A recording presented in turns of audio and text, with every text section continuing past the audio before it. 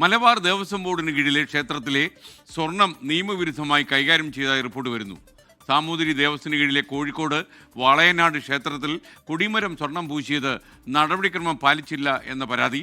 Devaswom commission റിപ്പോർട്ടിന്റെ പകർപ്പ് 24 prime time breaking. Sabarimala സ്വർണ്ണപ്പാളി മോഷണത്തിന് പിന്നാലെ വിവിധ ക്ഷേത്രങ്ങളിൽ നടന്ന ക്രമക്കേടുകൾ ഓരോന്നായി പുറത്തു വരികയാണ്. 2017 വളയനാട് ക്ഷേത്രത്തിൽ കൊടിമരം സ്വർണം പൂശിയത് ചട്ടവിരുദ്ധമാണെന്ന മലബാർ ദേവസ്വം കമ്മീഷണറുടെ രേഖകളാണ് 24 പുറത്തുവിടുന്നത്.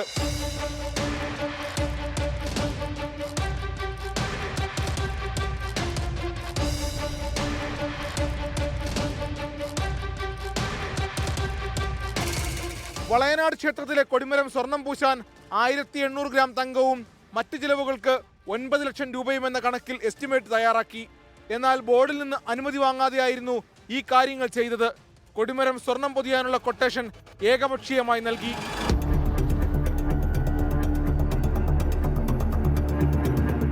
സ്വർണം സ്റ്റോക്കിൽ നിന്ന് എടുത്തപ്പോഴോ കരാറുകാരനെ ഏൽപ്പിച്ചപ്പോഴോ Malabar Devaswom board goldsmith, verification officer എന്നിവരുടെ സാന്നിധ്യം ഉണ്ടായില്ല.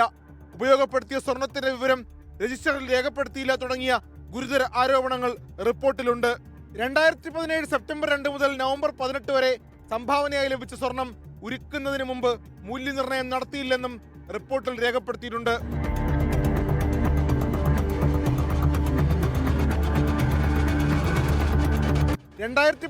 ക്ഷേത്രോത്സവം നടത്താൻ രൂപീകരിച്ച കമ്മിറ്റിയെ തന്നെ കൊടിമരം സ്വർണം പൂശാൻ ഏൽപ്പിച്ചതും നിയമവിരുദ്ധമാണ്. ഈ കമ്മിറ്റി സ്വർണ്ണനിധി എന്ന പേരിൽ നാട്ടുകാരിൽ നിന്ന് പിരിച്ച പണം ഉപയോഗിച്ച് വാങ്ങിയ സ്വർണത്തിന്റെ ഗുണനിലവാരം ഉറപ്പിക്കുകയോ കൃത്യമായ ബില്ല് സൂക്ഷിക്കുകയോ ചെയ്തിട്ടില്ലെന്നും ചൂണ്ടിക്കാട്ടിയിട്ടുണ്ട്.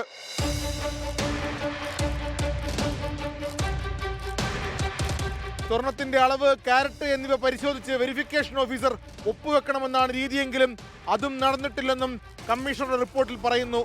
ഈ കാര്യങ്ങൾ സാധൂകരിക്കുന്ന ഓഡിറ്റ് റിപ്പോർട്ടും പുറത്തു വന്നിട്ടുണ്ട്.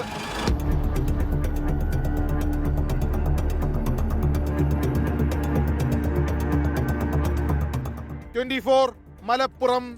ലോകത്തെവിടെയായാലും ഏത് സമയത്തും 24 വാർത്തകളും ഓഗ്മെന്റഡ് റിയാലിറ്റി പാക്കേജുകളും എക്സ്പ്ലെയിനറുകളും വിശദമായി കാണാൻ ഞങ്ങളുടെ യൂട്യൂബ് ചാനൽ നിങ്ങൾക്ക് സബ്സ്ക്രൈബ് ചെയ്യാം.